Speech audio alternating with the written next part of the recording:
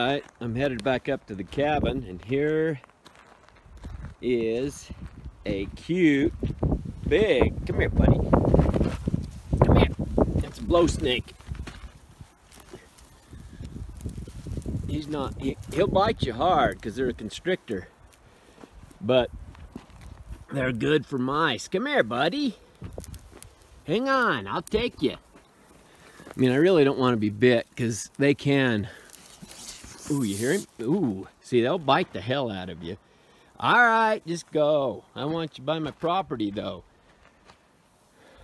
Anyway, that's a cool big blow snake right there. All right, guys, I came up, and I'm gonna try to, I don't know about any night hike, I'll just tell you that right now, but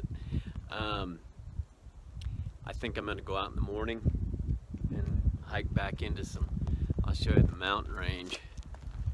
It's back behind me over, way back over in there. And it's at about 9,500 feet. So I'm gonna go hiking into that. But I am out here alone, and the reason I didn't go collect my trail cams today is because I don't have my gun. But I'm gonna borrow one from somebody down the road for tomorrow. I don't know. We'll see. He might not even have one, but we're gonna give it a shot anyway. That's it. Okay, guys. I don't know how smart this is, but I'm out here at night. This is the first time I've been out here by myself in 2 years, and I'm not sure it was the best thing to do.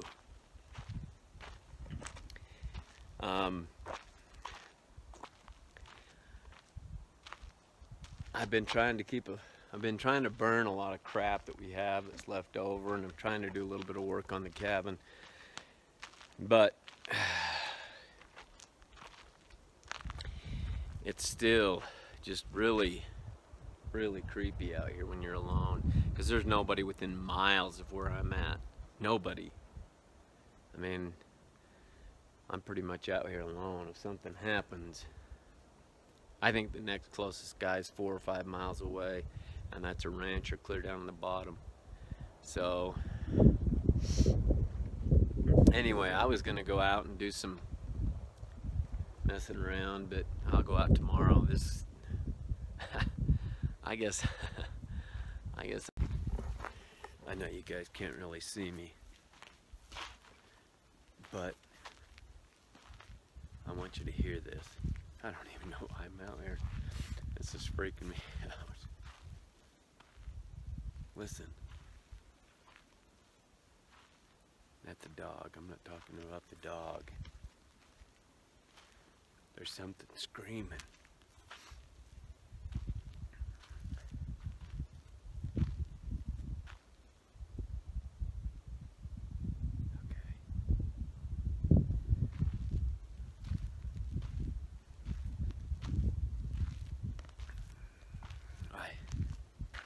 I can hear it. Not right now, but it may too.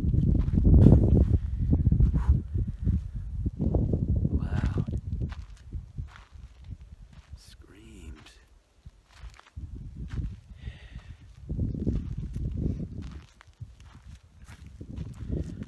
I'm not going to go very far, because this is already creeping me the hell out.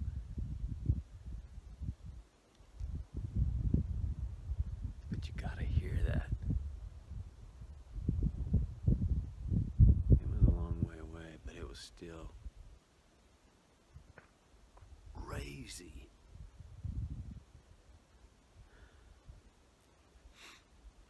It sounded like a mix between a bull that had been shot and a super loud man. never heard that out here before. And I've been out here quite a bit at night. Not a lot. Kind of a creepy place at night. But alone with no weapon, that's smart. Even though I don't think it would matter. If they wanted you, they'd have you. Well, maybe it's not going to do it again. If it does, though, I'll try to catch it.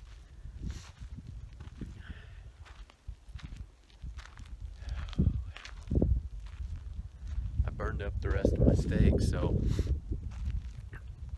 there wouldn't be anything for it to eat or anything to make it smell when I'm asleep. But whew, this is kind of some crazy shit. I'll just tell you that right now.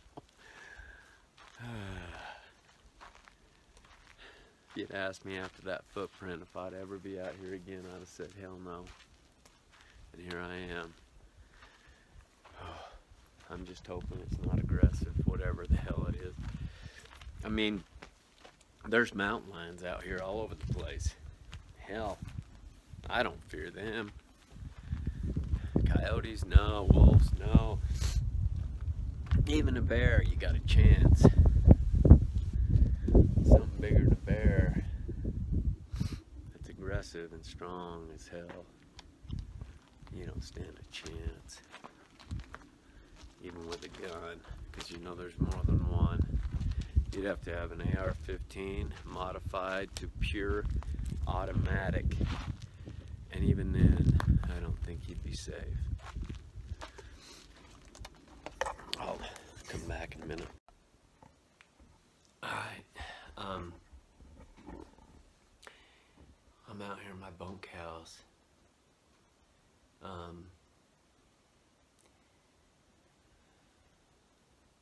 This is just about, 200 yards from my cabin.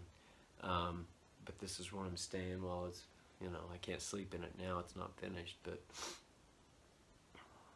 there's been some noises. And I mean, I know what they are. I don't like it. I feel so vulnerable right now.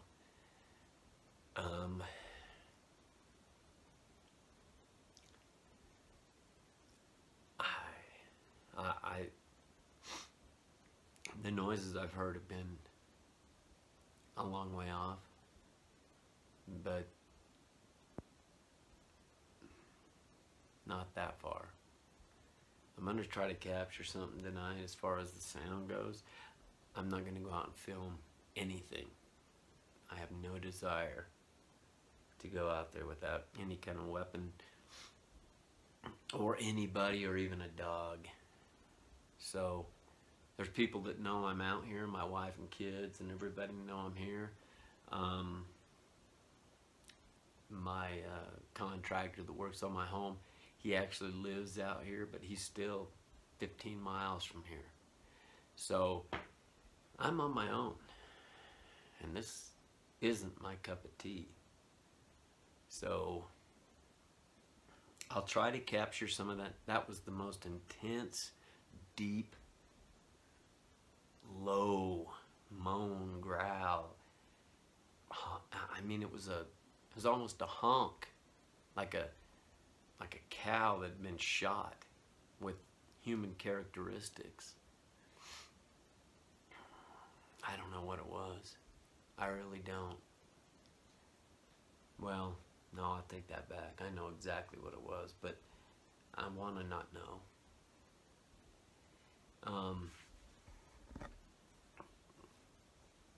There was one guy that wrote in. He was talking to me about. Well, he messaged me about how come you don't have any scat, and why is there no scat? And the thing is, as far as the scat goes,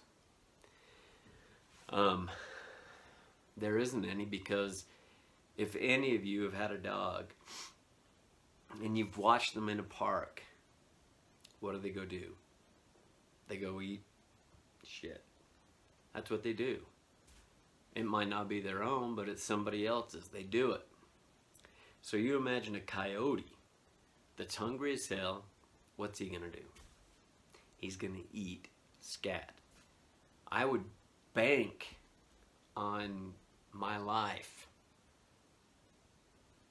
that you have a better chance of seeing a Sasquatch as you do finding scat. Because I'll bet that stuff is gone within 24 hours, if that. And I don't know if any of you have ever trapped. When I was a kid, I used to trap quite a bit to make money for college. And I worked with the son of a government trapper, so I knew what we were doing. We knew what we were doing. And we caught a lot of bobcats and made a lot of money that year, actually. It was good. But you learn to notice the things that most people don't see. Like, cats always follow ridge lines. They never, almost never, I won't say always, but they almost never go through a valley. They go around through these ridge lines where there's caves, where there's overhangs, and that's usually where they, and what we would do is we would set up our traps in an area where there was a lot of dung. Because you knew if there was a dung pile with bobcat, scat, you knew it was going to pass back by, and they always did. But when it comes to like a human, I give you a dare. If you go out, I know this is kind of stupid. You go out and you go to the bathroom out in the woods, okay, number 2 or crap, whatever you want to call it. You know, it's yuck. But anyway, you go out, you do your thing. I guarantee if you're out in the middle of nowhere, that won't be there in 48 hours. I guarantee it. And if it is, it's because you're too close to humanity or human civilization. But I guarantee, like a Sasquatch or anything similar, you know, like a lion or elk, deer. You see elk and deer scat because the thing is, the only thing they eat is vegetation. They don't eat meat. And so you imagine a 3-fold human being out and about, and they go to the bathroom. There isn't a coyote, dog, fox, anything that isn't going to consume it. And when they do, it's gone. And it will be gone, regardless of where you're at. As far as, well, I shouldn't say that. If you're in an area where there's game, there's water, and there's cover, you will not find scat. And so as far as the scat things go, it's not going to happen. It really isn't. The footprints, they're hard enough to find because they don't follow normal animal trails. But they do make a lot of interesting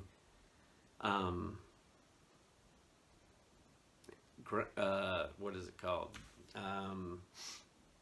Symbolism and symbols and structures that only they would know.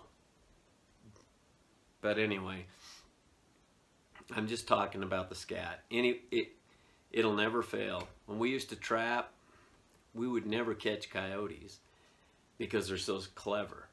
But we would catch a lot of bobcats because they're all visual. Everything they do is visual.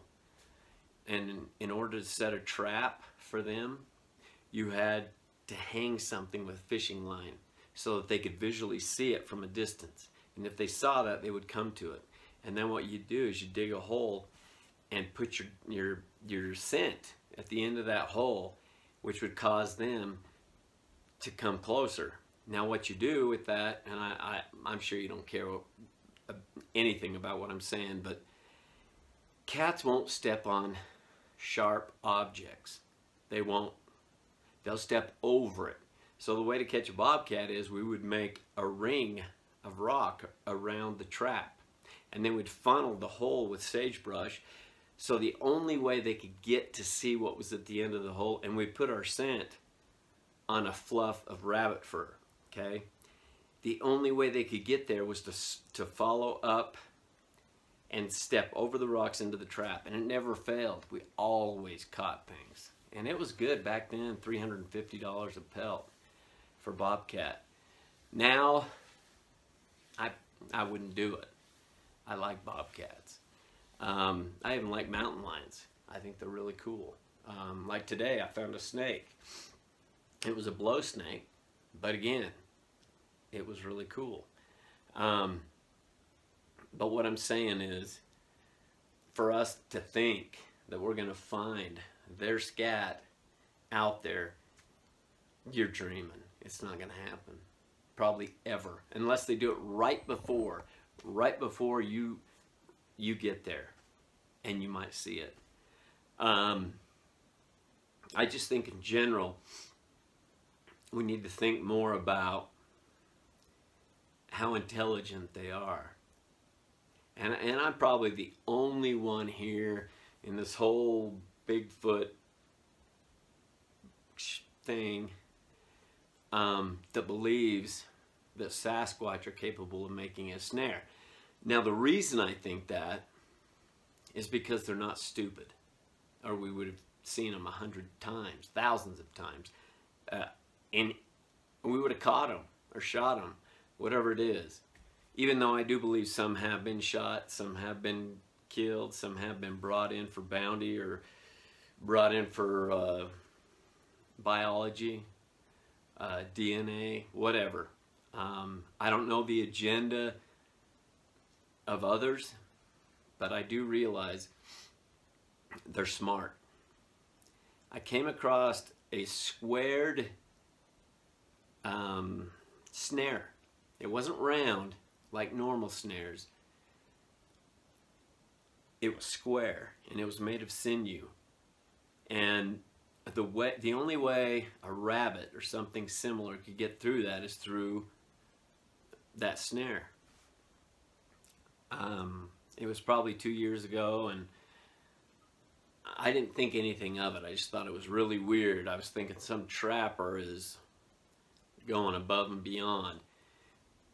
But no trapper's going to use sinew of a deer or elk, whatever. So I do believe that they have the capability to do that. As far as their territory, I do think they mark their territory based on, I'm not sure their range, but I do think they have a long range. It's not necessarily really wide, because I know they know where the deer and elk trails are, but it's probably 15 to 20 miles long. But in that corridor that I've been talking about is where most of that happens. I've heard them. I've even seen one. I probably would have acted different at the time because I wasn't aware of how they worked and they were trying to shoo me out of their territory. But now, I don't think we'd have to fire any warning shots. But, don't get me wrong, if they want you, at some point they'll get you, if that's their intention. So, honestly, I wished I never believed in this stupid Sasquatch crap, because it's caused me to do things I wouldn't normally do. Not ever. And I think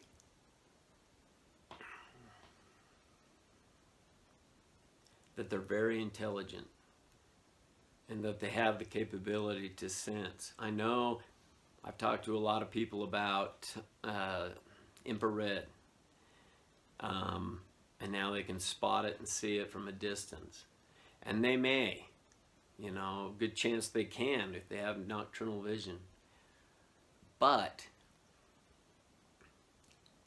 I still think you could capture one on video. I do. You'd have to set it up as a catty corner to a tree or something, and then have a normal set at the area you're viewing. You might get a set, and that's what I plan to do. I do plan to do a night trek, but I'm in no position at this point to go out and risk my life in the darkness in an area that's so thick. All it would have to do is lift me up and snap my neck. And I'm not saying they'll all do that, because I don't believe that. But just like in the human race, I do believe the males are more aggressive. And lone males could be really dangerous. You know, like the whole 411, I can't remember his name, thing. A lot of those were abducted by the Sasquatch. I know without a doubt. But I also don't think a gun will save you. It may deter them, so technically it probably could save you. But I don't think if you shot one that you're safe, because I think at that point the grave danger that comes is crazy. There's a good chance you'll be killed. I am going to do another night trek. I'm not going to let it go. Just like tonight, I heard some sounds. They weren't sounds, they were screams. Probably 5 miles away, 4 miles. Well, maybe not even that. A couple miles. But they echoed all the way to me, and there was 2 of them. One at one point, and one completely, well, not exactly all the way to the other side, but probably 2 o'clock from the one. So anyway, I'm probably just rambling, but I think they do, especially during the winter, make snares. I don't think they need to during the summer, because there's so much game and there's so much foliage that they don't need it. They can just capture deer or elk. I mean, they're huge. They could do it. But what I do think is that they do make snares. Their intelligence is as good as ours. Well, in specific areas. I think as far as camouflage and their ability to conceal, yeah, more than we could ever imagine. But I think during the winter, what they'll do is they'll set these snares because all the undergrowth is gone. And so they need something, because they're going to be camouflaged. If it's a rabbit running up the trail and he jumps out to get it, it's gone. He's not going to catch it. But a snare would. And I'm sure they've seen snares before and they know what it is. But honestly, that could just be my stupidity. You know, maybe they don't. Maybe they just ambush and that's as good as it gets. I mean, we know they eat berries. So if they eat berries, they're going to be in an area where there are berries during the summer. During the winter, there's nothing. No fruit, no berries, nothing. And so they have to deal with what they have, because during the winter there is no foliage, like I said. So they have to use something to catch game at that point. They can follow the game down into lower elevations, but I don't think that's going to work. I mean, they can catch deer, they can catch elk, but I don't think that they're going to be able to all be nourished. And so I do think maybe it's the younger ones. I don't know. Something is making them. And when I find another one, or the one I saw, you will see it. And you'll know. Now, if I start hearing that scream again,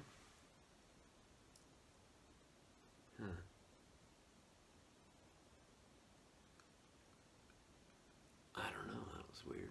Anyway, I will jump back on and take you out there and see if you can hear it too. As far as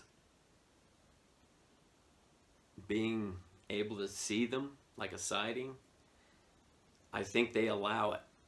If that's the case, they allow it. Because you never see a male out in the, just letting himself be seen. I think they're super solitary. They may move with the herd or the pod or the family, whatever it is, but they're still super.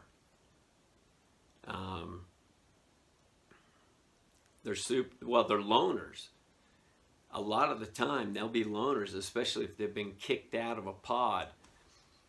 But anyway, I'm just rambling. I'm going to let you go. But if I hear that, you'll be the first to know.